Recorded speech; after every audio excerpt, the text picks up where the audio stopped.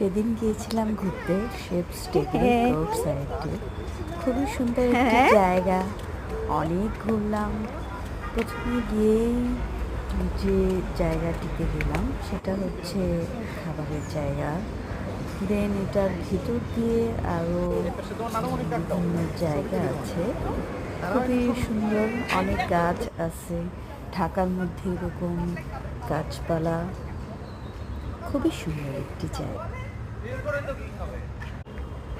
এখানে আরো আছে বই পড়ার ব্যবস্থা। আচ্ছা, একটা সুন্দর জায়গা ব্যবস্থা আছে, খুবই সুন্দর একটি লাইব্রেরি আছে, আমার খুবই ভালো লেগেছে।